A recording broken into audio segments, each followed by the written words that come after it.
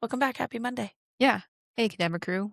You might be noticing that we look a little bit different if you're watching on YouTube or social media, I guess. Yes, Uh, we s- Spotify has video. yeah, there we go. Yeah. I don't know that because I don't watch anything On on Spotify. Spotify. No. Maybe I should try it, but I just like listening Yeah, I agree. because it's Agree. usually while I'm driving. Drive safe. Yeah, but now we got 2 cameras. Yeah. Yeah. So So, let's see how this works. yeah. See how it goes. All right. We have when organs aren't human, xenotransplantation. This shit is wild. You can't make this shit up. It is pretty wild. And I'm honestly really glad that we did an episode like this because it has definitely changed my view of this. Yeah. Yeah, I thought it was pretty cool. And now I don't. It's not so cool. It's definitely like the cut it or keep it this episode is going to be interesting. Yeah. Yeah. All right. Welcome, Cadaver crew. Get your dark little minds right and settle in. Class is in session and the cadaver is already on the table. I'm B, And I'm Sam. and this is the Cadaver's Lessons.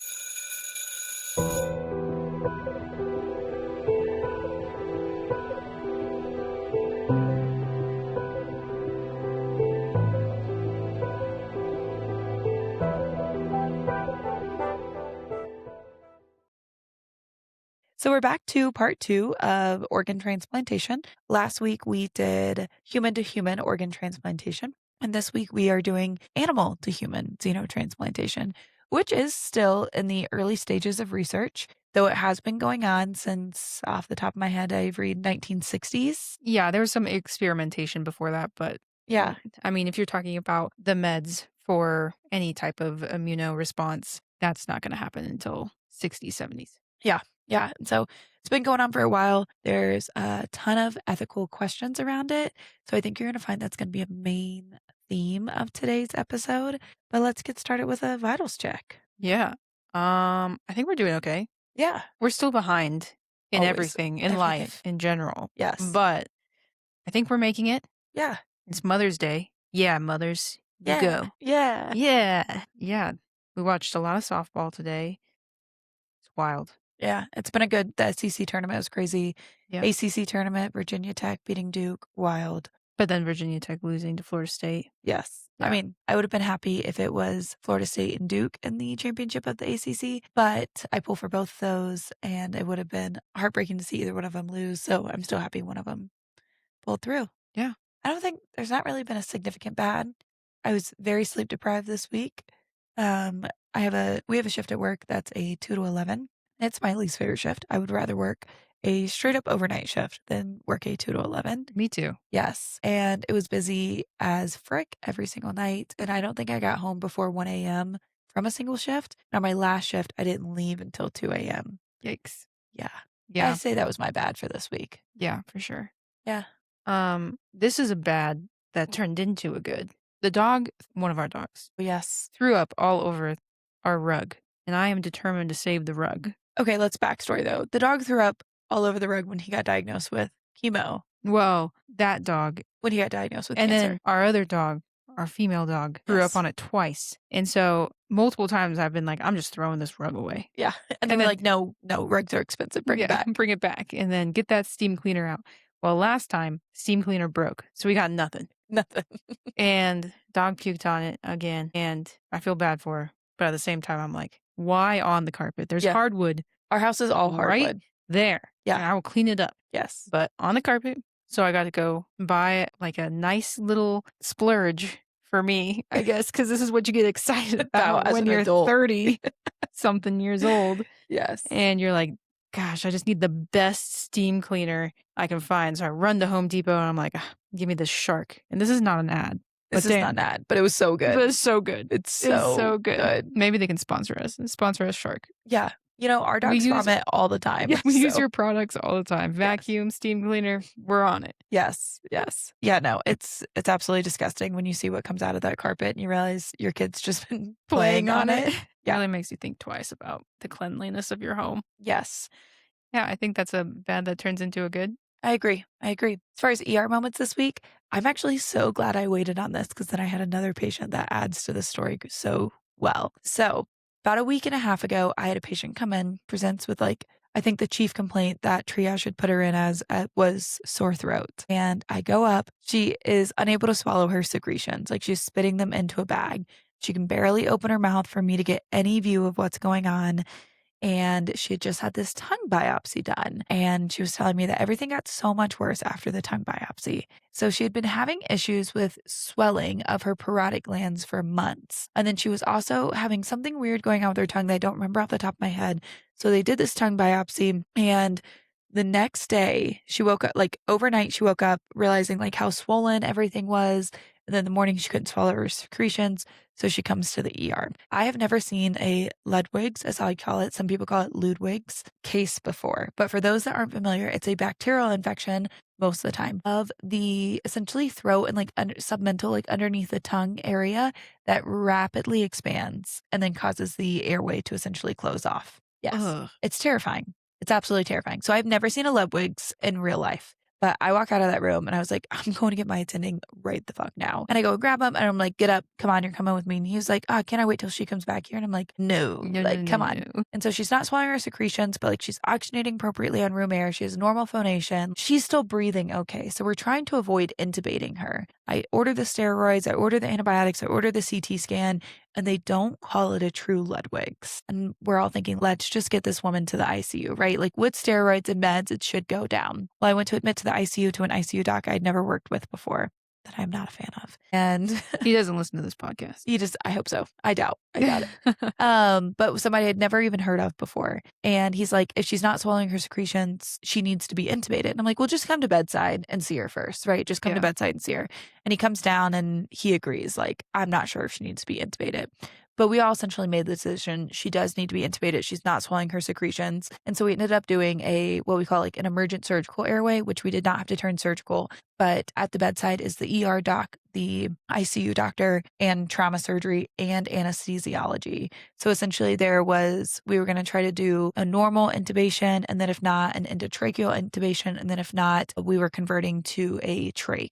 And so it's terrifying for this woman, right? Like there are probably 20 people in her room, and we are trying to do the majority of this with her awake because as soon as we give those medications, like RSI medications for intubation, she no longer has a respiratory drive. And if we're not ready immediately to go into the next, like plan A, plan B, plan C, she doesn't have an airway at all, right? Yeah, not breathing.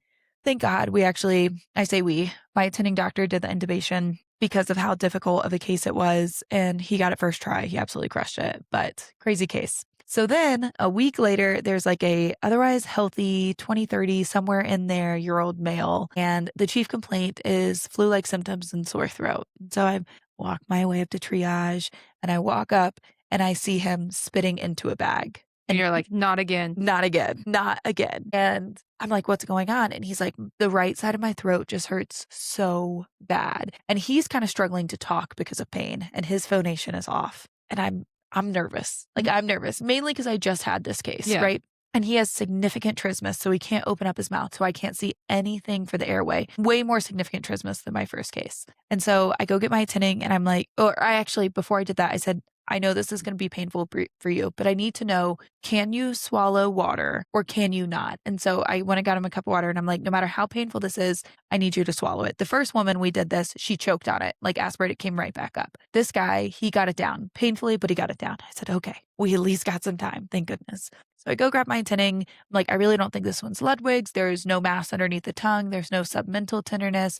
It's all this peritonsillar tenderness, but I don't have any view of the airway. And his came back and he had a massive peritonsillar abscess. And then the infection was going down and he had epiglottitis and a retropharyngeal space infection. And so we were considering admitting to the ICU for him for airway monitoring because of the same thing. Like he has such significant infection that's going down into his throat and concern for his airway. So I just thought it was wild that I had these cases almost back to back. And you call ENT and they're never that impressed. And they're like, okay, order some Unison and some dexamethasone. I'm like, I've already ordered the antibiotics and the steroids. Like, I'm sorry. But yeah, two wild ER cases, in my opinion, to have them back to back. And also such great learning moments for everyone around us. You know, saying to some nurses, like, he's not swallowing secretions. We need him moved from triage to here right now. Yeah, right. this is serious. Yeah. Yeah. Those are my moments. Any big parenting moments? Let's see. Well, today we were going on a fundraiser walk around a large lake. And we were like, we'll just put our daughter in the stroller. She'll ride around. She's usually so good in the stroller. But she's gotten to that age where now everything's a race. And she Yes. wants to be racing. Yes. She doesn't want to be carried around. She wants to be running. Running. And so she But her was little legs get tired. very, very quickly. And this was a big lake. It wasn't like she could just run around it. So, I mean, I think it was like, And there's like hundreds of people yeah, trying to do this it's a walk. fundraiser. So there's people everywhere. Yes. And so we're like, okay, run, run, run. And then she gets, I don't know, maybe 20 feet and then slows down. It's like, oh, do. You have to pick her up, but like she's like, put me down. Yeah. You know, she doesn't say words, but she points very aggressively and so Yes. Yeah. and wants to be put down so that she can run again. And so it took us a long time Yeah. to get around the lake. We ended up being the very last people to finish this walk. Yeah. Not Very that it was a last. race because it's literally a fundraiser. Yes. So But it was just funny that we started mid, we lost half of our group, we lost a little bit more of our Yeah. group, and then we lost our whole Everybody. group. Yes. everybody. Yes. We were the only one with a toddler, so Yeah. Everyone else had like babies that couldn't walk yet. And they could just leave them in the stroller. yeah. Yeah. Not ours. She was determined. Yeah. And then she was determined not to walk in the right direction. Yes. Actually, any direction besides the direction of the flow of traffic. Yeah. So that was it's just hilarious. Yeah. Yeah. And then one thing I wanted to bring up today was this TikTok comment from our organ donation video. I actually haven't even read this to Bernadette yet. Oh, this is going to be a full-on surprise reaction from me. So I had posted on our social media one of the clips saying like there is a total misconception that we don't try to save you if you're an organ donor. Yeah. Blah blah blah. And so I had posted that clip, and somebody on TikTok with the handle Mercy of the Sea said, if we didn't, quote, try as hard, end quote, for them, wouldn't simple logic dictate that the organs wouldn't be viable if we didn't try as hard? I said, wait, I love this argument. I'm going to use it every time now. Because if we didn't try as hard to save you, your organs wouldn't be good for us viable. to use. Yeah. Yes. So it's not like it's a super funny comment, but I love the comment. I'm using it every time now. You're like, thank you for that wordsmithing so that I could use it. Yes. I found it on the night that I'd gotten off shift at 2 a.m. I was like, okay, I needed this after that shitty Yeah. row of shifts. Oh my gosh, that's so funny. All right. You ready to get started today? Yeah, jump into it. Tell me a little bit about what we're going to be talking about today. Because, Yeah. like, we talked about human to human. How is this different? Yeah, really quick before we get into it, I wanted to make a correction on something I realized I didn't explain that well in the last episode, and that was about blood types and organ donation. And so ABO, so blood type compatibility, usually matters due to the preformed antibodies, but it's not 100% of the time required. I had made a comment that the HLA donation mattered more in kidney donation, but didn't do a good job of explaining what I meant by that. Mm-hmm. Kidney transplants are the most common exception to needing ABO compatibility. ABO incompatible kidney transplants are done using plasmapheresis, which removes the antibodies, IVIG, which is type of medication, and rituximab, which causes B cell suppression. And so you can translate a kidney without being an ABO blood type match. And I just don't think I truly specified that in our last episode. So I just wanted to make a correction. Not all the time. Like, not for every organ. Like, Not for every organ. No, kidneys are the most common exception. like a heart is. Correct. Yeah. Correct. Liver transplants are a little bit more immune tolerant. ABO incompatible liver transplants are done in emergencies and in pediatrics. And so not as common as kidney transplants, but can occur. And then in infants, especially in heart transplants for infants, they will do ABO incompatibility. And that is because babies haven't fully formed the ABO antibodies yet. And so infants can sometimes receive incompatible organs safely. So it's not 100% of the time that you have to have blood type matching. Yeah, it's interesting because we're going to talk about a historical case of an infant who receives an animal heart transplant, and they think it didn't work because of the ABO incompatibility. And I didn't look into like at what age, Yeah. Is it inside the first 60 days that you can get the incompatible transplant? Or is there this gray timeline and they can test it? Like all of those things. Yeah. I didn't look into it. So I just did not do a good job clarifying that last episode and wanted to start with this. Nice. Sweet. All right. So back to today. Just a quick few reminders in case you didn't listen to our organ transplant episode or it's been a while, just a few things. So organ failure. Well, you got to keep reminding me because my memory's shit anyway. Yes. So organ failure is defined as an organ unable to do its job. A transplant is replacing that organ with a working one. And then the immune system, we talked about this in detail last episode. And so if you're really interested, I do think it's very interesting. But that was our anatomy deep dive last episode. But it's the body's defense system. It's designed to recognize self versus non self, and it attacks non self, including bacteria, viruses, and transplants, which is why you have to have the immunosuppression. And then xenotransplantation is the transplantation of live cells, tissues, or organs from a non human animal into a human recipient. And then a quick group of definitions, and then we'll get started. So, allograft is a transplant between two humans of the same species. I hope so. I hope we're the same species. Yes. Xenograft is a transplant from an animal to a human. Autograft is the transplant from one part of your body to another. So think about skin grafting. Immune suppression is medications that turn down the immune system so it doesn't attack the organ. Antigen is the marker that the immune system uses to identify something as foreign. Antibody is proteins that attack foreign antigens. And then compatibility is how well a donor matches the recipient.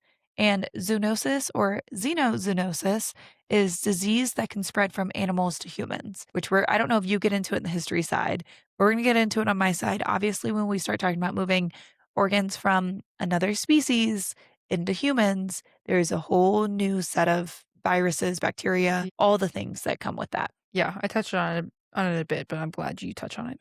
Okay, so let's talk about history. And we kind of touched on this last time, but we're going to get a little bit deeper on the idea of merging human and animal species. And that is not a new concept. Just No. like organ transplant was not a new concept, the humans have longed for the ability to combine the best animal features with humans to give themselves particular abilities, which I'm just thinking of like any sci fi book you can think of where we're merging species together in order to Yeah. get the best features of those species. Yeah. Yeah. Yeah. I think there's a book that I used to be obsessed with. This is a series called Maximum Ride, and it's about teenagers that underwent experimentation and they got wings Oh, yeah. put on them. And so now there's this like group of rebellion teenagers with wings. It's actually a really good I think about series. like the X-Men. What is the guy that has the Wolverine. Wolverine? Yeah. And things like that. Like their whole crew. Yeah. Yeah. Yeah, it's kind of like that, right? And so that idea is not a new one. If you think about Greek mythology and other ancient beliefs and text and things like that, you may have seen a lumaso before in history. And these are Mesopotamian sculptures dating back in the 9th to the 7th century BCE. And these are guardian sculptures that usually appear in pairs. So you're going to see probably one on one side of a staircase or a doorway and one on the other. Kind of Are we like talking like gargoyles? kind of, but this one specifically is depicted as a winged creature with a bearded head of a human and the body of a bull or a lion. Oh. So wings, maybe a bull's body, and then a human head. And the human head usually has like a really thick beard, earrings, and like a full head of hair. Okay. Yeah.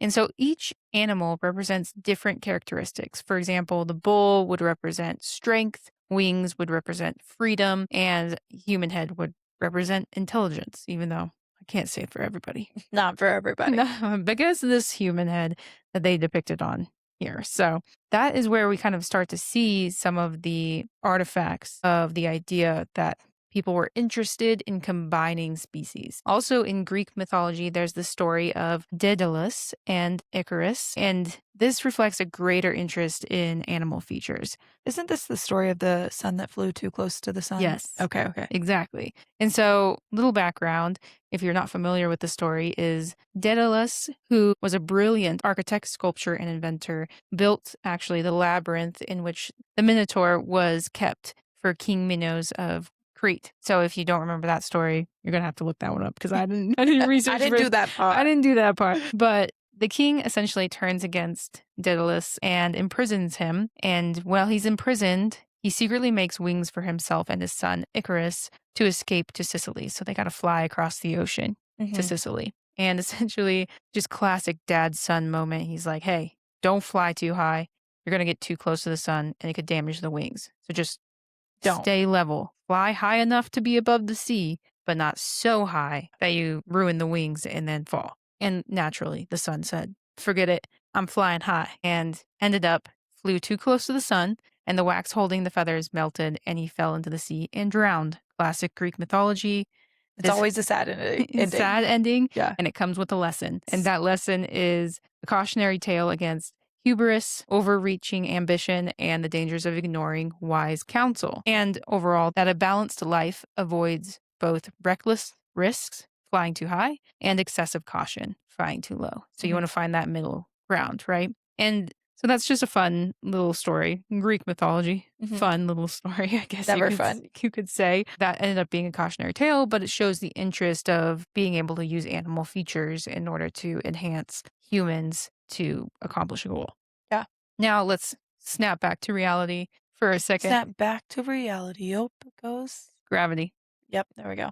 With your wings. So snap back to the real world and remember back when we talked about blood transfusions and how in the 17th century we started to see blood transfusions from animals to humans. Throwback to Jean-Baptiste Denis, who ended up ruining it for everybody, and France banned xenotransfusions for a very long time. As they should have been. You're right. If I remember correctly. Right. Yes. Throwback to that case file where he ended up killing somebody. Maybe because the wife also probably contributed to that as well. Yes. But that's an interesting one. So throughout history, this is not something that just came to be, but we don't actually see animal to human organ transplantation until the 19th century. And like human to human, we're going to start with skin grafts. That's the easiest thing. Outside of the body is a lot easier than the inside of the body. So there's two types of grafts, the free skin grafts and the pedicle skin grafts. And the pedicle skin grafts require the donor to be strapped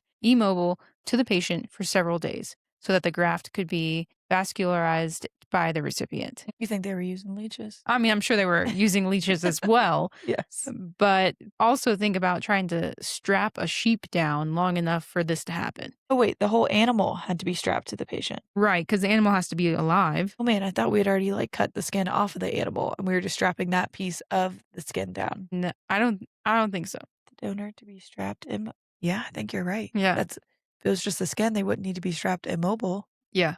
Man. Well, shit. yeah, I don't know how long that takes, but any length of time longer than probably 5 minutes is too long. Too long. Too long. And many species were used as donors, including sheep, rabbits, dogs, cats, rats, chickens, and pigeons. And then the ideal graft, frogs. Okay. Y'all know this is coming from me. The infection rate has got to be high. It's got to be high. Yes. Rat? Yes. You strap a rat? Frog? Get out of here. Let me tell you, frogs were like the best. And they would actually be skinned alive, and then the skin would be placed. The best. Skinned alive. Yeah. Skinned alive. And so it's probably the grafts from skinned alive frogs was the best just because the protection of the skin ulcer. Yeah. So it was just like having a slippery layer on top. And so it allowed for the skin underneath to heal. It was basically like a fleshy Band-Aid. Disgusting. Okay. I mean, I think it's probably best because it could be skinned alive and you didn't have to strap a fucking sheep to your leg for 10 days. Right? Yeah. But none of the grafts actually would have become permanent if you were using the frog skin. It would actually just fall off eventually and the skin would heal underneath. So it wasn't a true skin graft. Okay. Yeah.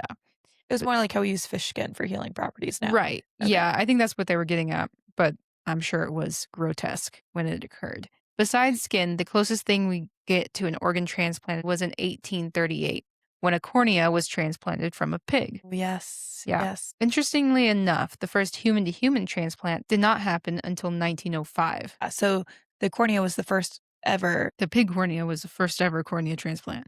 Yeah, which is just crazy that we did do human to human first. Yeah. Yeah.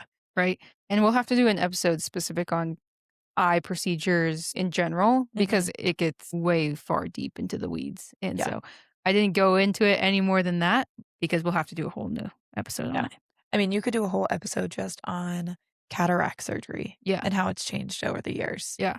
Yeah. That's wild stuff. So we're going to move on till the early 1900s where Alexis Carrel, who developed the surgical techniques necessary for enabling organ transplants by anastomosing blood vessels, had a large interest in cross-species transplantation. And here's a quote from 1907 that he had. The ideal method would be to transplant in man organs of animals easy to secure and operate on, such as hogs, for instance. But it would, in all probability, be necessary to immunize organs of the hog against the human serum. The future of transplantation of organs for therapeutic purposes depends on the feasibility of xenotransplantation. I mean, he's way ahead of his time, way ahead. Exactly.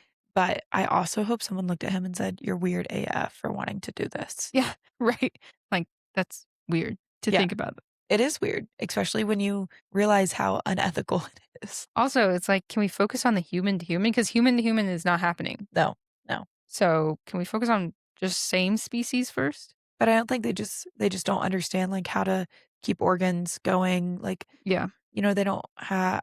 I mean, maybe they do have mechanical ventilation, but, like, vasopressors and all of those things to keep these organs viable, to get them in to people, and then also, what are the odds that you know of someone essentially in the same town that is the same blood type, the same all of these things, because 'cause you're not flying them at this point Yeah. across the country, and so I do understand the limitations in that sense, And but pigs, they're everywhere. pigs are You everywhere. can make them.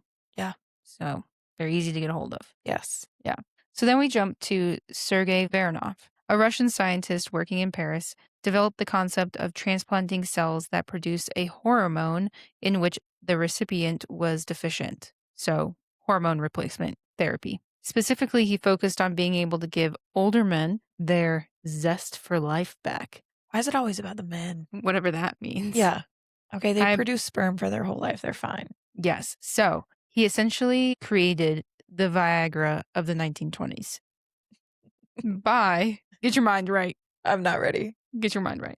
He did this by carrying out testicular transplants in which he would slice up animal testicles and insert the slices into the recipient's testicles. There's no way this worked. No, it didn't. I don't think it worked. No way. It was super popular though, and several hundred of these operations were performed.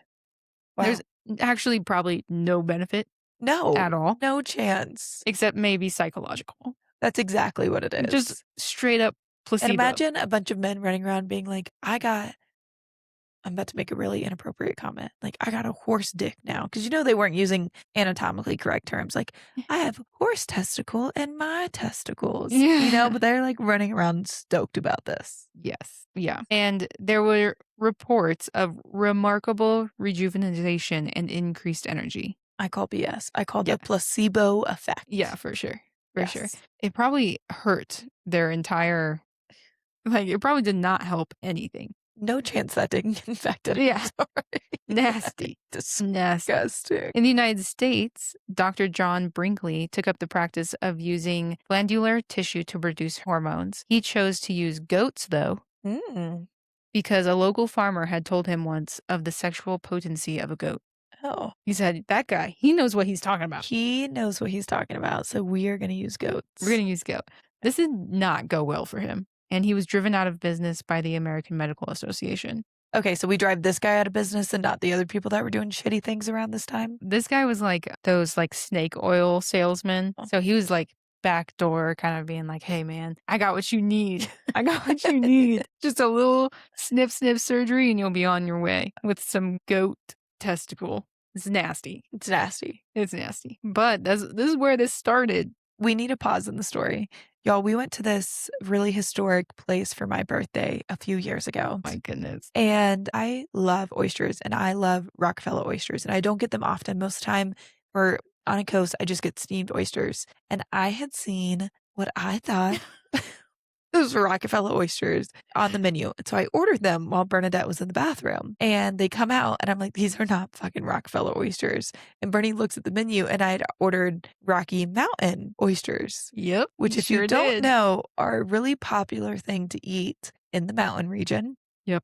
And they're bull testicles. That they are. And people eat them. And I had one for the simple fact I had ordered and was going to pay for this dish and did not eat another one. They're not good. They're not good. Yeah. They're also fried, Yeah. gross. I will never forget it though, but I have eaten a bull's testicle. Now you can have two truths and a lie Yeah. ready for your work icebreaker. We have to do it when we're back on a coast though. Order Rockefeller. No, I mean, for the tube throats Oh, and alive, because okay. people on the coast aren't as Aren't familiar with Rocky Mountain yeah, oysters. yeah, that's true. Yes. So on that fun testicular note, we move into the 1960s with Keith Reemstma, who hypothesized that non-human primate kidneys might be able to function in human recipients. So he's focusing on the kidneys here. Mhm. At the time, the availability of kidneys from deceased humans was extremely limited, and chronic dialysis was not yet occurring. Oh, man. For dialysis is for those in state renal dysfunction, and so it essentially does all the filtering that the kidneys typically do, and most of the time, it's 3 times a week, and they're in a dialysis chair for the session for 3 hours, like, it is a Long. commitment. It Yeah. is a commitment, like, you can't go out of the country for a week because you can't miss dialysis for a week or you will probably die. Yeah. Like, truly, truly, that's how much people depend on dialysis. Yeah. Yeah. So he chose the chimpanzee as the organ source because it's close evolutionary ties to humans. And I'm like, it's not that close. He conducted 13 transplants in which both kidneys were transferred from the chimpanzee to the human recipient. Most failed within 4 to 8 weeks. Yeah, absolutely. Yeah. Also, like, be smart and do one so you can at least put the other like, you can still do dialysis, you know? Yeah. Oh, they don't have They don't dialysis. have Okay, okay, dialysis. Yeah. okay, okay. It was all or nothing. Yeah. Yeah. And so most of them failed due to rejection and were working with limited immunosuppressives at the time and infectious complications. Yes. Yeah. Yes. One of the transfers, however, seemed to work. A school teacher who had undergone the operation lived for 9 months in good health until she suddenly collapsed and died. Ooh. There's so many things that that could be. So, like, if your kidneys aren't working and I hear sudden collapse and died, I think you were probably hyperkalemic, and that's why you died. So I wonder if that's what finally happened. So what happened? I'm Oh, going to okay. tell you. Okay. Yeah, it's not a mystery. Okay. Well, it's still kind of a mystery, but they have a guess. The chimpanzee kidneys were reviewed on autopsy and appeared normal with no signs of rejection. Wow. Yeah. They surmised that she may have died from an acute electrolyte disturbance due to the large amount of diuresis in the early post transplantation period, which would be like 20 liters in 24 hours. 20 liters in 24 hours is wild, but I was right. An electrolyte disturbance probably was hyperkalemia. Yeah. Yeah. Well, there you go. Yeah. You knew what you were talking about? Yeah, something like that. Yeah. So, impressed and inspired by these results, James Hardy became extremely passionate about the possibility of a heart transplantation from animal to human. James Hardy had actually performed the first human lung allotransplant in 1963, but he turned his interest to heart transplant. And in 1964, he acquired chimpanzees as potential donors as a just in case, since it was not guaranteed that he would find a deceased human donor in time. So he literally had some chimpanzees in the back door. Yeah, He ended just up, back there. yeah, just back there, ready to go. He ended up having a patient who was not a good candidate for a heart transplant at all, Mhm. who had widespread atheromatosis vascular disease for which he had undergone amputations of both legs and was also semi comatose at the time. Oof. Okay. This guy probably said, "Why not? This guy's dying anyways." Yeah, the patient was rapidly dying, so Hardy decided to undertake the xenotransplant with the chimpanzee heart. Ended up that the chimpanzee heart was not large enough to support the circulation and failed within a couple hours. Oh, man. I feel like also if it's within a couple hours, it might have been part rejection too. Like, that's so quick. Yeah, It sounds like the I acute rejection that we talked about last week. yeah, I also think like chimpanzee hearts are just not. I mean, other than pigs, they're actually the closest size that we've studied for xenotransplantation. Yeah. Yeah. So, interesting note about informed consent in this case. Oh, boy. The form that a close relative signed to conduct the transplant stipulated that a heart transplant had never been performed before, because this is before the first allotransplant for a heart was conducted in 1967. So, this is a few years before that. And so, it mentioned that a heart transplant had never been done before, but it did not mention that an animal heart might be used. I feel like that is shady. I feel like that's a really big part of this story. Yeah. Yeah. He was like, "Hey, can you sign this form just so you know this has never been done before?" Yeah. But But, like, didn't this guy's dying. There's nothing else we can do for right. him right now. But didn't mention that they were going to use an animal heart. That's shady. Seems shady. Yeah. Was it because you thought they would say no? Yeah. Yeah. And you wanted to give it a shot? Yeah, and maybe they wouldn't because they were gonna die anyways, right? Yeah. But, like, now you don't know. Now Now you you were don't. just a shady person. Yeah, exactly. Yeah. The next big attempt at a clinical cardiac xenotransplantation was conducted by Leonard Bailey, who conducted a transplant of a baboon heart into an infant girl known as Baby Faye. I don't know why, but that name sounds super familiar. Yeah, probably because our cat's name is Faye Yeah, maybe. slash Chonky. Chonky. She chonky now. Sometimes you just gotta fit the name to the cat. Yeah, cats' names can change. Kitty was initially Stormy. And now she kitty. Now she Kitty. She should be named Mean Ass Kitty. Yeah, meanie head. She lays here perfectly behind us. So this occurred in 1983, and Baby Faye suffered from hypoplastic left heart syndrome. Not as familiar with that, but At the time, it was nearly impossible to obtain human organs for infants, especially for infants with life-threatening congenital heart disease. yeah. Yeah, Even so, it's a struggle even now. now. So the goal of the operation was for the baboon heart to hold Baby Faye over until a suitable allograft could be found. So it was not intended to be a long-term solution at all. No, no. Yeah, just something that could keep her alive until they found the heart that she needed. The surgical procedure was technically successful, but the graft ended up undergoing acute rejection and Baby Faye died 20 days later. Oh, man. Yeah, I mean, she got 20 days. It just sucks that they couldn't find Yeah, anybody compatible within that time. yeah. This is UNOS isn't really a thing yet, right? Because that didn't come UNOS didn't officially come till the 80s, This is 83, so it's just around. the corner. And so, like, the chances of them finding a pediatric heart in general are slim, but without UNOS, yikes. The graft rejection was most likely so serious because the heart was taken from a baboon that was ABO incompatible, as O blood type is not found in baboons. Yes, yes. It's like one third, we'll get to this on my side, but since it's here, one third A, one third B, one third AB. And there's like less, I'm doing this off the top of my head, but like less Yeah. than a 2% chance of a universal donor type O blood type in baboons. Yeah. Yeah. And so, even though at the time cyclosporine had become available, the immunosuppressive therapy was not significant in preventing the rejection. Yeah. Just like not the right time. No, Just you could see like the light almost occurring, they're so close. so close, but not quite. The procedure of baby Faye did not advance the science behind xenotransplantation, really, but it did bring a lot of medical attention to the lack of organ availability for infants in need. Yes, yes. Which, like I said, we're still struggling with so much now. Yeah, but it was much worse then, and this helped a lot. And so Bailey, the doctor, went on to develop an extremely successful cardiac allotransplantation program in infants and children at Loma Linda University. Nice. I love when something like that turns out. Yeah. So now we get to kind of the turning point in xenotransplantations, which occurred when scientists start moving away from using strictly primates and started looking at more readily available animals such as pigs. Yes. Pigs are the perfect breeders who can reproduce rapidly, but also grow into the equivalent human size within 6 months. So their organs match that of humans. They are anatomically and physiologically similar, not as close as primates, but close enough. And we don't need to worry about blood type compatibility as much in pigs. And science has a lot of experience with genetic engineering in pigs because they're our go to, Yep. really.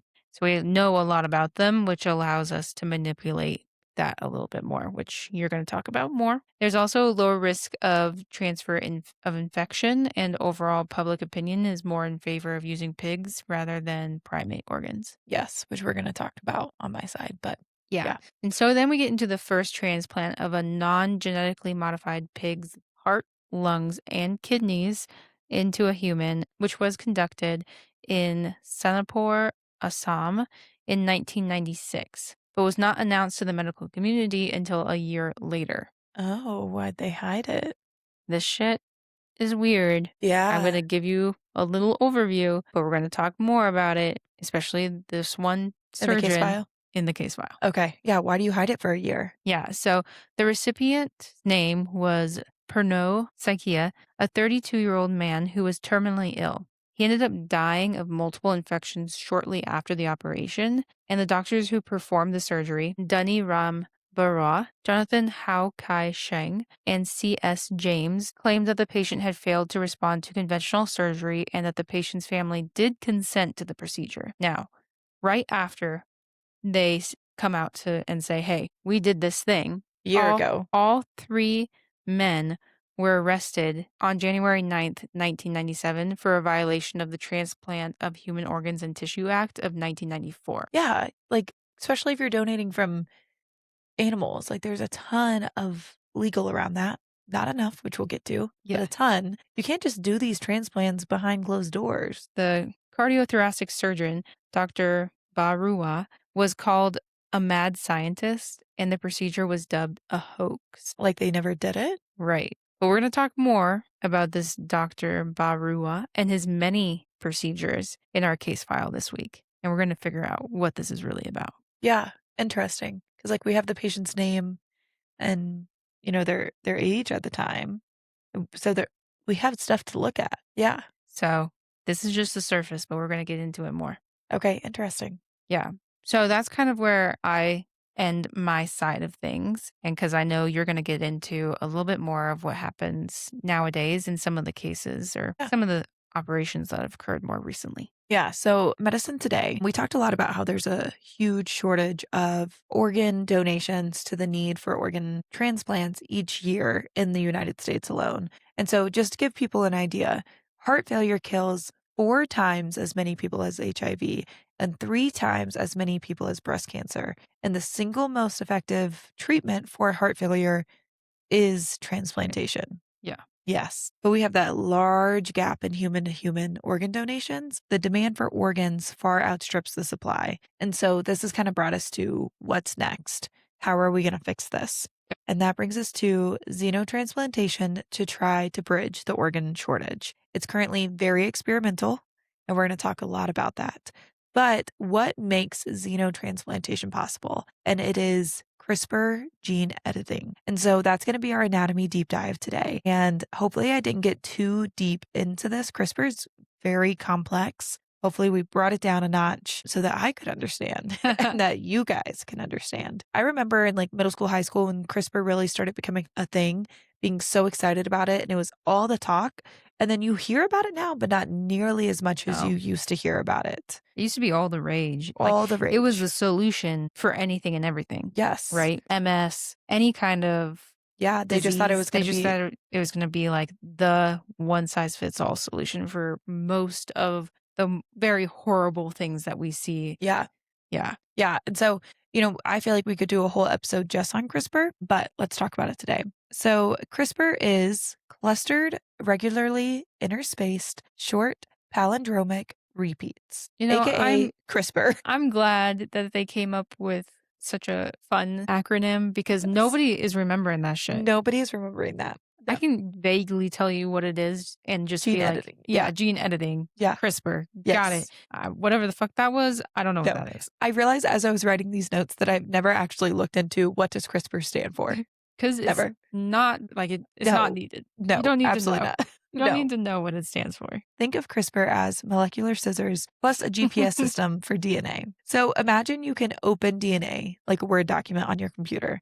You can delete a typo, fix what you need to fix, and then click save, and it saves forever. That's kind of the goal of CRISPR in very, very easy terms. Where did we get the idea of CRISPR?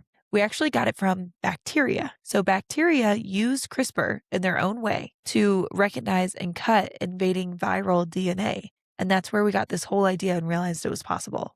Yeah, that's really cool. And that tells me how effing smart bacteria is Yeah, and why it's scary as it's so scary. Yes. Bacteria is way smarter than I think any of us give it credit for. And antibiotic stewardship, come on, guys, make it a thing. yeah. Make it a thing. Your person with a cough for 5 days does not need a Z-Pack. Okay, next. Next, on to the next thing. So the core components, there is the guide RNA or the gRNA that is the quote GPS. It is a short RNA sequence and it matches the target DNA sequence and determines where the cut is going to happen. Then there's the Cas9 enzyme, which are the scissors. And so it is a protein that physically cuts the DNA and it creates a double-stranded DNA break. And it was first used in genetic engineering in 2013. Then there's the target DNA, which is the specific gene that is being edited. It must be next to a PAM sequence, which I'm going to call PAM sequence. If I'm not supposed to call it that, nobody call me out, okay? It's just easier, okay, Pam? Just easier. PAM. Just leave it up to Pam. Yes. And that's because the PAM sequence is required for Cas9 binding. So step by step, targeting, The gRNA binds to a complementary DNA sequence. On that binding, the Cas9 attaches to the DNA at the PAM site. The Cas9 then creates a double stranded break via quote unquote cutting. And then there's the repair, and this is where the editing happens. So there's one of two pathways. There is non homologous end joining, which is quick and easy. It introduces these errors, which we use for gene knockout, gene deletion. Or there's the homology directed repair, which is precise repair and uses template DNA for gene replacement or insertion. And that's it. That's Yeah, it. No biggie. that's no big deal. Yes. Just my little Word document. Yeah. Yeah, no, that's like saying programming is so easy on computers because it's just Yeah. ones and zeros or other things, many different programs, but You got it's to just put it together. put it together like ones and zeros. And it's like, No. no, it's No. not that easy. It's a whole mental gymnastics things happening here. Yes. So, biologically, what exactly is going on? So, remember that DNA is the blueprint for proteins. When you edit this DNA, you change the protein production and thus the protein function. So, this can turn off genes, fix mutations, and add entirely new functions, which is actually the wildest part to me. I totally understand gene deletion and gene Yeah. editing, but adding entirely new functions, which we're going to talk about at the bottom, is crazy. How are we using it in modern medicine right now? Well, of course, we're using it in xenotransplantation, which we're going to talk about, but it's also being used in genetic disease treatment. So think about like sickle cell disease, and they're trying to find a way to use it in cystic fibrosis. That research is ongoing. In cancer, they're using it via CAR T cell therapy, which I'm sure a lot of people have heard. If you haven't heard of it, it is incredibly interesting, but they essentially engineer immune cells. The issue with this is that the wait list for CAR T cell therapy is incredibly long. And so it's not that we don't have the ability to do it, it's that it is in such high demand, we're struggling to keep up with it. Yeah. Yeah. And then infectious disease, the potential to target viral DNA. So think about with HIV, because there's no cure for HIV. Right. So could we delete that gene sequencing and essentially delete HIV from someone's body? I mean, if you could get it to work, it would be Insane. insane. Also, I'm sure incredibly expensive. Oh, yeah. Yeah. So then just think about those limitations. Is insurance going to cover that? I love when you ask that question. So, CRISPR and xenotransplantation. The current problem is that the human immune system rejects pig organs because that's what we're essentially using now. The solution is to edit the pig genome before the pig transplant ever takes place. So, the key edits remove the alpha, gal, or GGTA1 gene to prevent the hyperacute reaction. This is what causes that hyperacute reaction most commonly. Add human immune regulating genes and modify the coagulation pathways. And they're doing that right now. Yes. That's just wild. Wild. When do they do that? So, my understanding is that they're doing it during embryo Yeah, that makes sense. when it's a blastocyst. Yeah. Okay. I might have that wrong, and I talk about it a little bit below, but that's my understanding is when they're doing it. Yeah. Okay. Yes. That makes sense. Yeah. Okay. So then let's jump into today. So, different types of xenotransplantation. There is whole organs such as heart, liver, kidney. There is cellular, which are islet cells for diabetes. And there are tissues such as skin grafts and heart valves. And I feel like people have most commonly heard of pig valves Yeah. being used. And that is still a very common thing that is used. The rejection process is very similar to human organ donation, similar barriers to overcome. The hyperacute happens within minutes to hours due to those preformed antibodies. The acute vascular is due to endothelial injury causing thrombosis, which is an antibody mediated rejection. The cellular rejection is T cell mediated, and the chronic rejection is long term graft failure via fibrosis and vasculopathy. I talk about those in a little bit more detail in the previous episode, if you remember. If not, go back and take a listen. I just don't want to repeat all of those for those that listen back to back. Yeah. The genetic engineering breakthroughs are what have made pig to human transplantation possible. So, most specifically that we're working on is the knockout of that GGTA1 gene, which eliminates the alpha GAL or GAL, which is responsible for that hyperacute rejection. Humans already have natural antibodies to pig antigens. And I read up why, and what I saw quickly is that it's something about the gut bacteria that we're exposed to. You eat it. No, I don't even think of that. I think in development, we're exposed to some sort of gut bacteria that forms these antigens. So maybe it's when mom's eating it. I don't know. I didn't look super duper into that, but exposure is from gut bacteria. Interesting. Yes, yes, but that's why these hyperacute rejections occur. So that's the number one thing we have to figure out before we can really do this on a widespread fashion is we can't allow the hyperacute reaction to ever occur, and so they're knocking out these genes from pigs. Then they're adding human genes, which we talked about, but the complement regulatory proteins such as CD46 and CD55 and the anticoagulation factors. The goal is to make the pig organs, quote, look human to the immune system, which we know that's what we need because the immune system will attack anything that's non self. As far as immunosuppression strategies in xenotransplantation, it's actually more aggressive in xenotransplantation than in allograft transplantation. And so this is due to a stronger immune mismatch, which to me makes total sense, and due to novel antigens. But on the flip side of that, this is a much more increased risk because the higher the suppression, the increased risk of you getting a severe infection, or I'm sure it's also related to that malignancy risk that we talked about last episode. And so we know we're going to have to do an increased immunosuppression,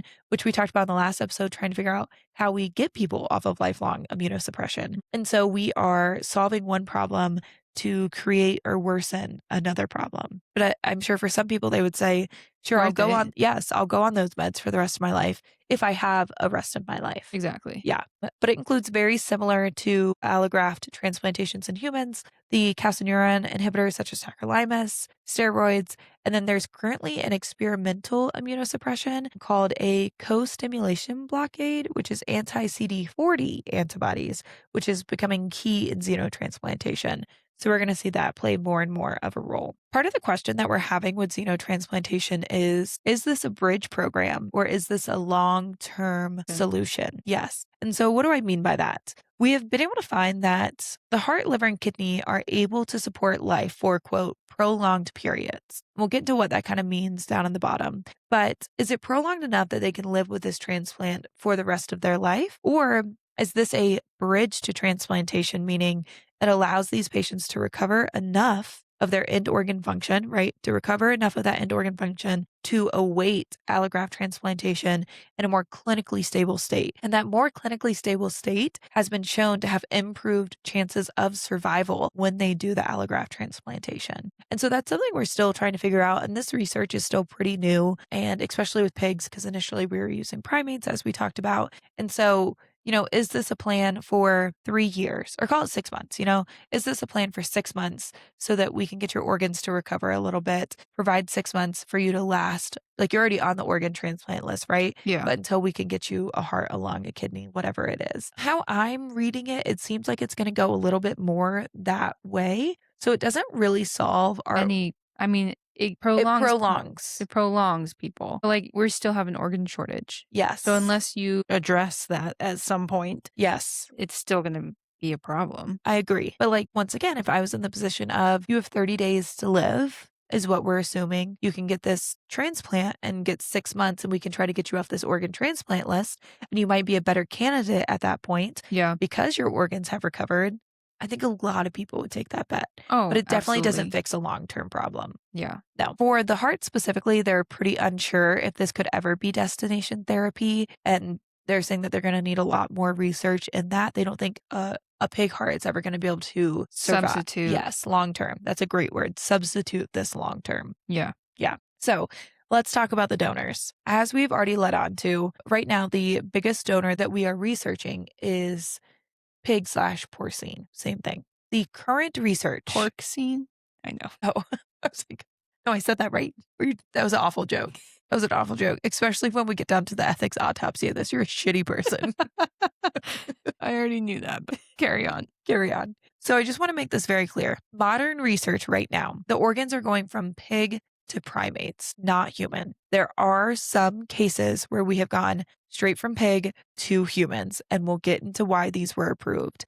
But the current plan right now is to study this in the pig to primates and then eventually go pig to human. We have this intermediary step of studying this in primates before we study it in humans. So when I talk about this research, a lot of it is coming from what we've learned in primates. Now we want to do that. Yes. So the pig is considered the most ideal organ xenograft donor, as B stated earlier, because its organ size is very similar to humans. It has a very similar physiologic metabolism and immune system. similar to humans. It also has a short maturation period, so it's much easier to study and reproduce, and we can massively reproduce them. It is the closest thing to mass producible human sized organ donor. So it's what we're going with. Yeah. I mean, it just sounds bad. It does sound bad. It sounds real bad. This whole thing is about to sound bad, so buckle up. Yeah. Yeah. Yes. It's like very different than bacon, Yeah. you know? Yeah. I don't know. Changing a pig in the way you're about to describe. Specifically to support human life. Yeah. Yes. I guess you could say eating them is supporting human life. Sure. But we'll get to some arguments people have. Okay. Okay. So I got my pantaloons. you got them ready. I got them ready. So, kidneys have been transplanted in controlled research settings. They have the potential to be the first clinically applied pig to human organ transplants. But there have already been some transplants that have occurred in what we call compassionate use cases. What does this mean? This is to me where Yeah. the lines get a little blurred. Essentially, all these patients we're about to talk about, they use this under compassionate use, which means it allows doctors to perform experimental procedures with people who are terminally ill without any other treatment options. And I'm like, of course they're terminally ill. What are we defining that as? We think you're going to pass away in 30 days, in a year, and like someone with heart failure that is progressing quickly is obviously going to need a heart transplant, right? Or all of these things. I just think that using that is a little gray for me. It's a little vague. I agree. And maybe there's more than what I read about it, but it was pretty vague. Yeah. Okay. So in 2022, the University of Alabama reported that a brain dead patient was transplanted a kidney from a genetically modified pig. I have so many issues. This was the first transplant Why though? so that they could study it. The patient's already brain dead, already terminally Who ill. approved this? Probably the FDA. Did the family approve that? I don't know the full story around this. It's very interesting because all the other ones that I talk about, I have the age, I have the name, I have how long things lasted, all of those things. I think this might have been a little shady, even though it was just in Swept 2022. under the rug, maybe? Well, even like the surgeon's name that did it is out there, but it's just maybe it was for the protection of the family or the patient. Yeah. I don't know, but there's not a ton of information. January 2022, at the University of Alabama, they did a pig kidney transplant to a human in a brain dead patient. The kidneys successfully filtered the creatinine and produced urine, with one kidney even functioning for up to a week in subsequent studies. The validation of this study came from the quote Parsons model, which is a human brain death model for testing, allowing researchers to evaluate the safety and feasibility of pig to human or xenotransplants without risking a living person. To me, it feels very, very icky that we did this in a brain dead patient. Yeah. That feels gross. Unless Yes. beforehand. They But we don't consented to it. Yeah, but we don't have like use my body for experimentation. We No. have organ donation, Yes. but we don't have, hey, you can go ahead and use my body for medical experimentation prior to cardiac death. Yes. It was just in 2022, so I feel like there had to have been more around it than what's out there, and I think they were probably protecting the identity of the patient. Yeah. But it is fucking gross to me. Yeah, it's weird. I don't know how I feel weird. I think I feel even weirder about it because of the recent brain dead woman who was kept alive for her baby to be born. Yeah. Yes. Yes. Which is also gross and weird. Yeah. So, next, in March of 2024, the first living kidney xenotransplant under compassionate use occurred. And this was at Massachusetts General Hospital in a 62-year-old patient. And then in April 2024, a 54-year-old female in New Jersey received a pig kidney, but it was removed only 47 days later due to issues. Then later that year, November 2024, a 53-year-old wasn't able to find if this was a male or female, received a 10 gene edited kidney. So think about the deletion, modification, and addition. So a 10 gene edited kidney at, I might be pronouncing this wrong, guys, but at NYU Langone Health.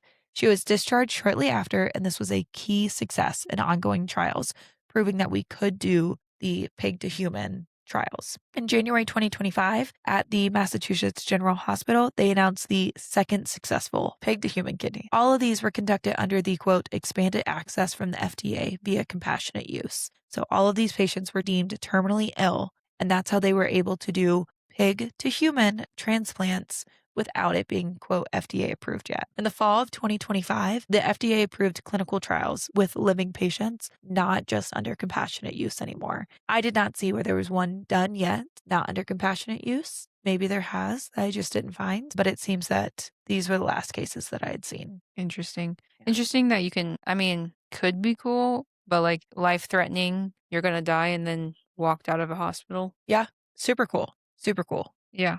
It also, though, the brain dead patient just pisses me off. That is a little like it feels wrong. Like, I don't know. It gives me, when the people are like, trust your gut. My gut is telling me It's bad. I don't like that. Yes, yes. Then getting into the cardiac side of things. So, heterotropic hearts from pigs have survived up to 945 days in the baboon. And so they were like, this is doing well. We should try humans. The University of Maryland Medical Center extensively edited a pig heart given to a dying patient in 2022. The patient was 57-year-old David Bennett Sr., and he survived 2 months after the operation. They performed an autopsy after he died, and it seems like he died from a multifactorial causes. So the heart was showing signs of deterioration. There was potential reaction against the foreign organ, and a pig virus was identified in the heart, and it was porcine cytomegalovirus. Yes. Ah, So we're going to get into these a little bit more, but this is the first time that we actually see it documented.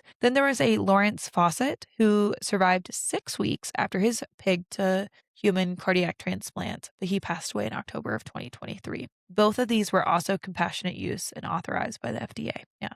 The good part on those is that both showed no immediate signs of rejection and functioned effectively when it came to circulation. so the organ works. It's just a matter of how long it works Yes. for and any type of virus Yes. And rejection, rejection in which general. we have in human to human, right? Right. So, also in pigs, there are biological valves. Biological valves are made from any type of animal tissue, such as pig, cow, horse, or human donated tissue. We're going to specifically talk about pig or porcine valves for the next few bullet points. So, pig valves have been successfully transplanted to humans for over 30 years to replace these damaged heart valves. This is not a new science whatsoever. It is used primarily to replace mitral or aortic valves, and there's pros and cons. So there's also mechanical valves, which are obviously not human-like tissue. For pig valves, they need replacement after roughly 10 to 15 years because they're not as durable as the mechanical valves, but they are preferred because they don't require lifelong blood thinners. And mechanical valves have a really high risk of blood clots, so they do require lifelong blood thinners. And so it's just interesting. I didn't look into the rates of, what is the percentage of mechanical valves to these biological valves, but just know pig valves have been around for a long, long time. And then other pig uses are small intestinal submucosa for bladder repair and dermis for extensive burns. So that's it for pigs for now. For now. Yes. So, speaking to non human primates and why we do and do not use them anymore. Historically, we used chimpanzees and baboons for donors for humans, and then primates fell out of favor because mainly ethical concerns. Chimpanzees specifically are highly intelligent, human like animals, and they've been shown to have emotional recognition. So, people did Yeah. not feel great about this. There was also infection risk and practical limitations. They're hard to breed at a large scale and they're limited in supply compared to pigs. Speaking to chimpanzees in specific, they are compatible in size and blood types, but they're essentially unavailable for research at this point because they are cognitively advanced animals. They Yeah. know what's going on. Yeah. Yes. And so people started realizing this, throwing red flags and It's saying, basically like breeding people yes, to have organs for other people. I agree. So, because they are emotionally aware, cognitively aware, there became strict bans or near entirely bans on invasive research. In 2015, I didn't realize it was this long ago. 2015, the NIH officially ended all chimpanzee research funding. So, at this point, they're not ethically available for widespread use. Also, they're endangered in the wild, they're slow to reproduce, they have long gestation and a long childhood. So when we are looking to mass produce organs, it just doesn't make sense. Yes, but ignoring all ethical concerns. When they're growing up, they need specialized housing and enrichment. They're expensive to maintain. They are strong, which leads to caregiver safety concerns. And of course, they have long lifespans, which lead to slow research cycles. So they really don't make sense at this point for using them for research. Now, the baboon, are we still allowed to use them for this? They're less restricted than chimpanzees. They have lower cognitive complexity, and they are still technically permitted under the Animal Welfare Act and institutional animal care and use committee oversight. But it's heavy, heavy regulated use, as it should be. The anatomy and physiology is similar to humans. Their immune system also closely mimics humans, but there are some limitations. So they only grow to about 70 pounds, which Yeah. means they're limited to pediatric patients and small adults. There's also the infrequency of the blood group O type. And so, like I said earlier, their blood type is essentially one third group A, one third group B, one third group AB. And the group O type is very, very rare. Also, wild baboons are not suitable due to infectious disease perspective, and experts suggest that colony bred animals represent a better donor pool. And so that also limits them. That's why we're not really using primates anymore. Yeah. Yeah. And it makes us sound like great humans. Sweet. We're not using chimpanzees because they're cognitively aware. But we'll Yeah. use those pigs over there. Yeah, I know. I don't know. I don't have a lot of experience with pigs, but I bet if you were to ask somebody who has pet pigs, they would say they are emotionally attached, And like a dog. I've heard that they're relatively intelligent animals. Yeah, Yes. I agree. One time I saw, I think it was America's Got Talent, Oh and boy. they had a pig, a couple pigs on there Yeah. that did tricks. Yeah. They're smarter than dogs. Yeah. Smarter than our dogs. For sure, our dogs. I mean, most things are. Things. This cat is. That cat is definitely the smartest animal in this whole house. I agree.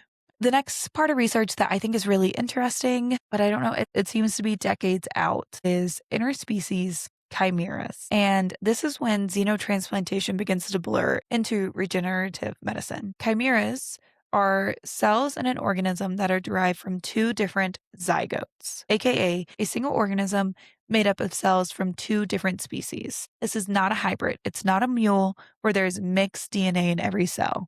It is a cellular mosaic. So some cells from one species, some cells from other species. Think of it like a biological patchwork putting things together. Interesting. I had never heard of this before. So kind of like the statue I was talking about, like half bull, half with wings. Yeah, you could say it like that. Yeah. Yeah. And so this is a potential organ source because it's creating human organs from human pluripotent stem cells in animal bodies via forming interspecies chimeras. How are they made?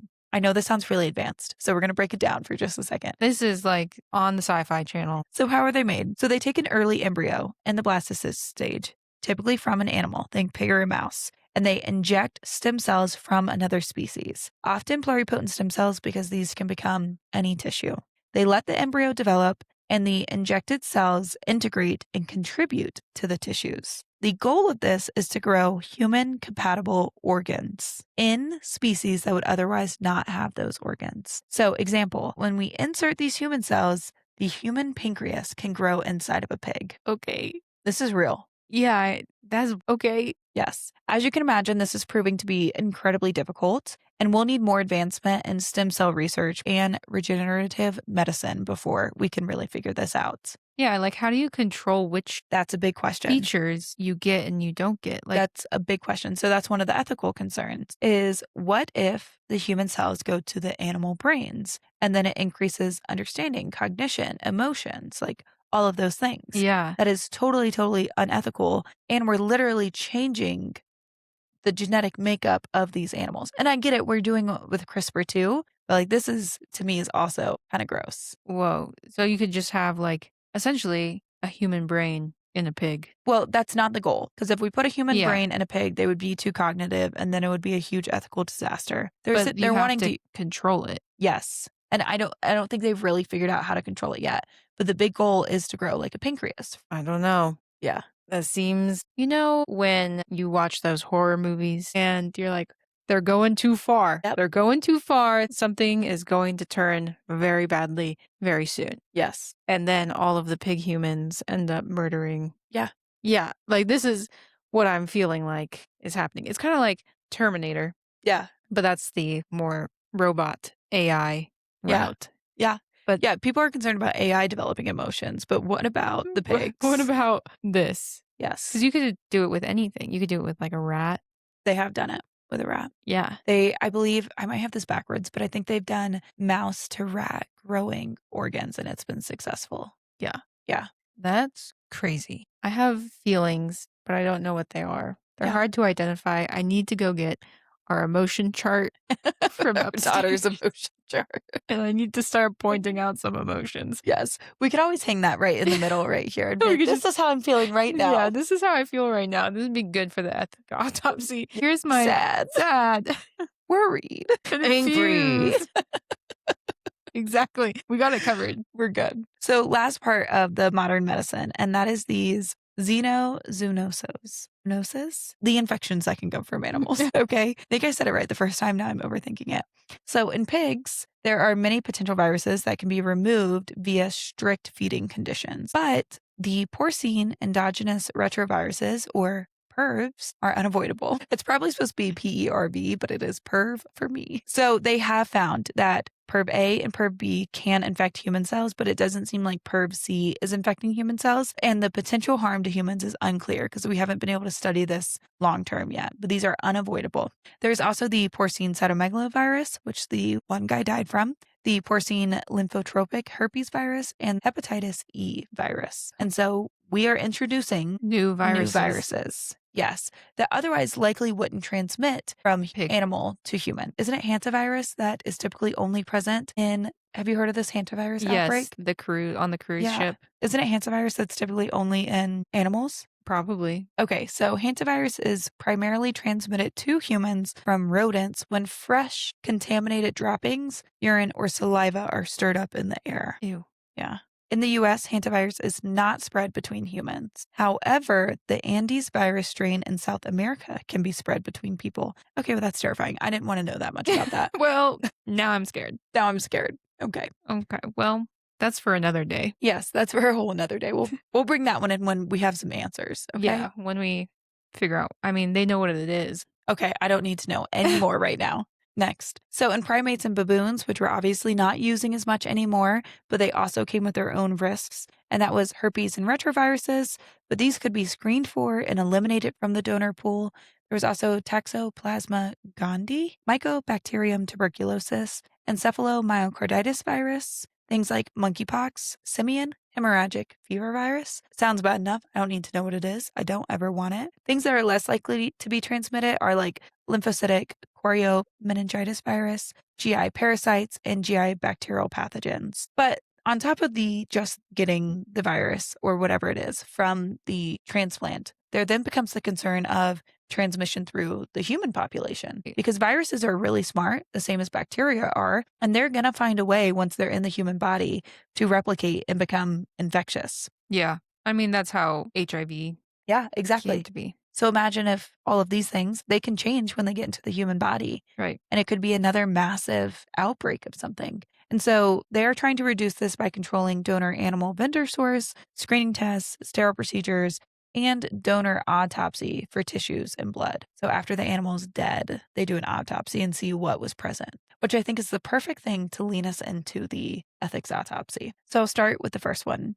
The first is that human donation, there is scarcity, altruism, like people choose to be these donors, and there's a tragedy that occurs in order for this to happen. Yeah. There's a loss of someone's life that was unplanned or maybe planned, but like still super sad, right?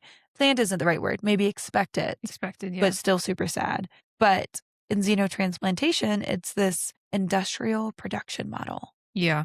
and that's gross. And that feels wrong. Yes. It's giving me the ick. I for sure have the ick.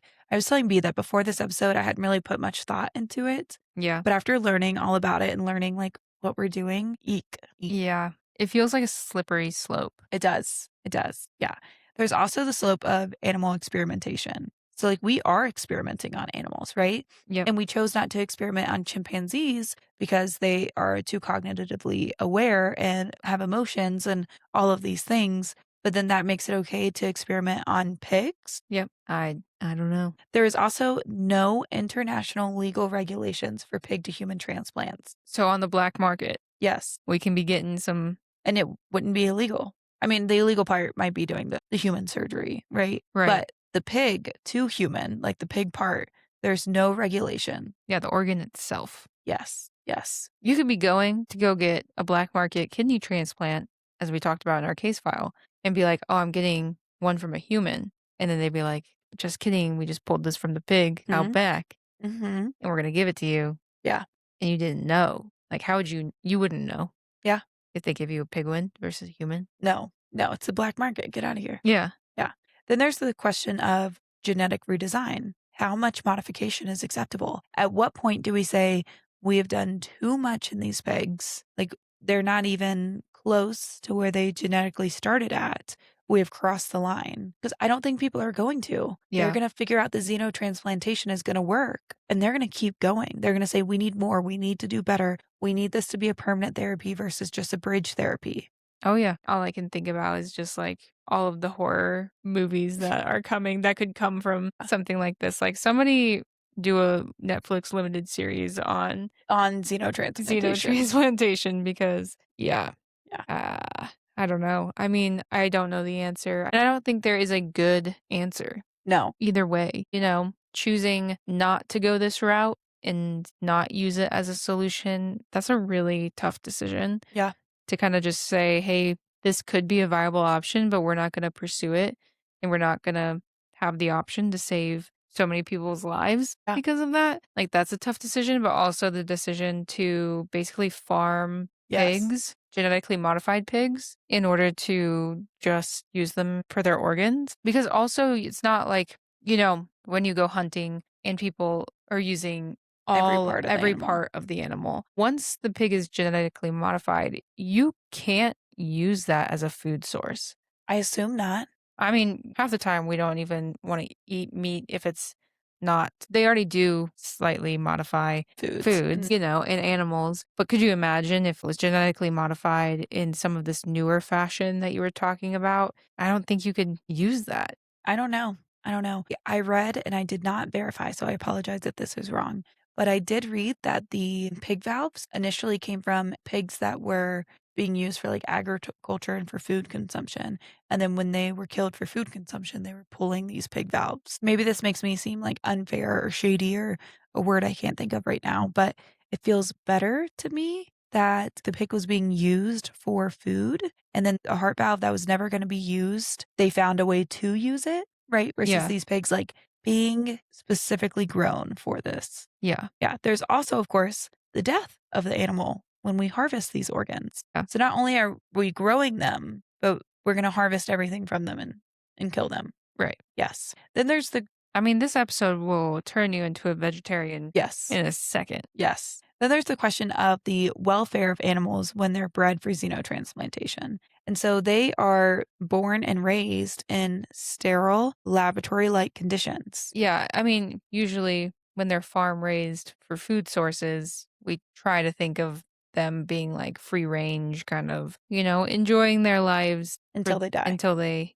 die. But to be born in a laboratory, Yes. And people argue that like their level of care and then the food that they're getting and all the things is the highest, like they will never have to fight for food. They are getting the highest quality of things, all everything. But from the animal perspective, the conditions would likely be better in agricultural breeding than they are being born and raised in a sterile laboratory like environment. Yeah. And I know we can't like ask them that question, but like, would you rather be out on a farm or be in this lab? I mean, The right end now would be yeah, preferred to be wide open air yeah, and the out end in. result is death each time, so it's not Right. Yeah. yes. This whole conversation is just not it. And then there is the thought that we are just putting human life above all other animal species. Yep. Yes, and we are. It's not a thought. I We mean, are. we are. Yeah, We have been forever. forever. Yes. So we try to do good things in trying to keep species that are going extinct from going extinct. And Sure. there's a few people on the planet that are down for that. But there's also people who could care less. I agree. And then lastly, on a slightly different note, there is the social stigma against people who receive these life-saving treatments. So like, okay, you let a pig die for your life to be saved, like that sort of social stigma. Yeah, And so some people are wanting to remain anonymous sure. when they receive these donations so that they don't have the whiplash of the social stigma. Yeah, that's also not fair to me because They're making a decision on their life. And so, of course, they want to live. Yeah. And that's not necessarily a crime to be like, I really, really want to live. There's this option that my medical team is presenting me. Yeah. I'm going to choose that option Yeah. so I can live. Yeah. Sorry, I don't want to Die. die on my samurai sword here and just say sayonara. Like, Oh my God, it's so funny you just said that. We had a hypothermic patient. He was only down to like 91, I think, but 91, and he was found like almost under an 18-wheeler truck. And it was when it was just recently snowing. yeah. Yes. And the only thing they found near him was a samurai sword. What are No, you doing with the samurai no idea. sword No in the bag, sword? no ID, no nothing. The only thing they found near him was a fucking samurai sword. I'm so glad I mentioned it. Yeah, this is one of my very last shifts. I can't believe I forgot to tell you about that. What? Now I need to ask. I'm like, Yeah. what's with the samurai sword, man? We didn't send him to the ICU for rewarming, so we didn't get to talk to him Yeah. by the time he was not talking when he was with us. The attending doctor asked, like, "Did he have anything near him, like, anything?" And they were like, "Yeah, samurai sword." I was like, Just underneath the 18-wheeler yeah, in the freezing cold with a yeah, samurai sword. yes. Isn't that wild? I mean, it's probably for protection. Yeah. Okay, you have to make a decision. Cut it or keep it. I'm gonna cut it. I'm gonna cut it. I think time is better spent looking for solutions to policy and the way we think about organ donation within the human population. Yeah. I do think it's interesting to think about CRISPR. I think our research money is better spent learning more about CRISPR and finding solutions within our own species. I don't think this is the right path to be taken. I also think that there's the 3D printing Mm, of organs. I just think that our money would be better spent in these other areas rather than trying to change an entire species to meet our will. yeah. I think for me, and please don't get me wrong, I think the scientific advancements around this are insane. I think for me, if we could say that this was a permanent solution and it fixed the organ donor shortage, I would be way more willing to keep it. But it doesn't. It's literally just a bridge. We're going to need the exact same number of organs at the end of the day. So for me, that's one of the biggest reasons to cut it. I would much rather, like you said, change policy, but in the terms of let's make our people healthier. Let's have better access to these patients with type 1 diabetes that don't know when they're super young and crush their kidneys. And I have a 20-year-old on dialysis. You know what I'm saying? Like, let's do those things so that we can prevent the need for organ donations. And let's try for an opt out system in the United States or some other way to increase the amount of organ donors and try to meet that demand better. Because that's the actual end all be all. Yeah. Yeah. I agree with your statement of just make our population healthier. Yes. Better access to care, better understanding of their care, access to healthier foods, all of the things. Yeah. So stop genetically modifying our food sources. I mean, sometimes it is needed. Yeah. Sometimes genetically modified foods are needed. And I know a lot of people don't agree with me when I say that, but do the research. Like, Right. Yeah. I don't need cotton candy grapes. Okay. That's probably not necessary. Yeah. Okay. But like some things are needed for the sake of Yeah. viruses. Yeah. Yeah, absolutely. I'm just saying you're right. Like, let's focus on what we're putting into our bodies from the beginning Yes. and then also work on a better way to create access to putting other things in our body when needed. Yes. I agree. Okay. So for listener questions, and they're a doozy. Yes. As I feel So like the majority of this has been. Do you feel like you've completely reframed your mind around xenotransplantation after this I episode? think so. Yeah. Yeah. I mean, it's just so difficult. Like pig valves have been beneficial Yeah. for a long time. So And if we can still get them from agriculture pigs, I actually totally agree with it. Those pigs are going to die anyways. Let's use everything that we can from them. right. Yeah. Yeah, I think we're on the same page. Yeah. We can Okay. just ignore it. Now it's your turn. Now it's your Yes. turn to Yes. tell us what you think. So, where do we draw the line between medical necessity and animal exploitation? Yes. I don't have an answer I to don't that. have an answer. No. There is a line though, and at some point it has to be drawn. Right. Yes. Because it's just like the syphilis study. Like, where do we draw the line between studying people and them not getting access to care? Right. There's a line. There is one. Yeah. Where are we putting it? Yes. Could this widen the gap between wealthy and low resource healthcare systems? Yes. Absolutely. Yeah. I read that question and loved it because, yes, this could help in some ways people, but I think the people it's going to help are people that live, even if it's covered by insurance, people that live near major university medical systems that are Yeah. doing this research. And typically it's not the poor that live near these systems. Or, I mean, even if it is, they don't have access No. to the healthcare to begin with, to get No. on the list to begin Yes. with. So because they probably don't even know that they're Yeah. dying of heart failure. Yeah. And then once they figure out they don't have insurance, so they can't get on the list. Right, Yeah. exactly. So kind of a moot point. Do you think xenotransplantation is the future of medicine or a step too far? And I'm going to let them answer that. Yeah, we have talked enough Yeah. I about that. really would love to hear people's responses on this. Yeah, let us know. I mean, I think I don't want to say there's no wrong answer, but we don't know the right answer. I would agree. Yeah. And once again, like, we're speaking as people with totally healthy organs Right. and not needing an organ transplant, even though I see patients with it all the time. And so maybe it's unfair for us to be answering these questions. I mean, yeah, you don't know until you're in that situation what you would do. All right. Well, that brings us to the end of the show. I hope you guys enjoyed the organ transplant series. Yeah, it was kind of crazy. Yeah, And by kind of, I mean a lot. a lot. And I feel like this case file is about to be a little spooky. Yeah, we'll get into it. We'll get into it. Okay. So, on that note, you can support us. Check out our show notes to find our link tree where there is everything in one place, where to listen, how to support, and our Amazon storefront. You can, of course, listen to almost anywhere you get your podcasts. As we always say, if there is a place that you can't find our podcast, let us know so we can get that fixed. And then, best way to support us is through buymeacoffee.com. But the freebies are leaving a review, leaving a comment, and sharing our podcast. I know it seems silly, but going on Spotify, Apple Podcasts, wherever you're getting your podcast and just clicking a 5-star review actually gets us so far. We don't Yeah. have that many compared to the amount of listeners we have. So that would be really helpful. And then interact with us on social media. That gets us out to Yeah. more and more people. And whenever a video explodes on social media, that is 100% where we see the most increase in listeners. Yeah. It's really all up to you guys. Yeah. And so we hope you like our show and keep sharing it. Yeah. Because we like doing it. We like doing it. Yeah. We'd like to do it a little bit more full time and work a little less full time. Yeah. Yeah.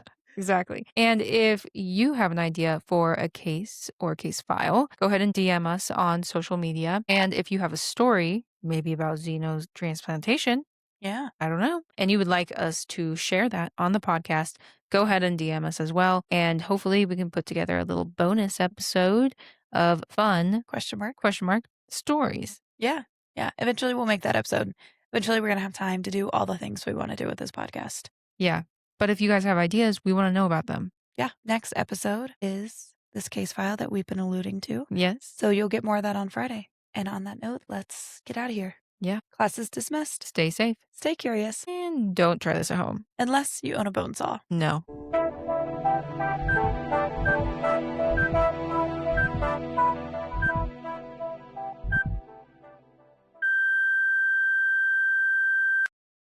This podcast is for educational and entertainment purposes only. We discuss the history of medicine, not your personal medical situation. Nothing you hear on this show should ever be taken as medical advice, diagnosis, or treatment. Some of the information discussed may be incorrect or become outdated over time. We do our best to stay current with medical knowledge, but medicine changes quickly. Additionally, because we do not work in every specific field we discuss, there may be times when we misspeak or misinterpret information. We're all human and we're doing our best for the podcast. Every medical case is unique, and your health decisions should always be made in consultation with your own qualified healthcare professional. If you have any questions or concerns about your health, please reach out to a licensed provider who can give you guidance based on your individual needs.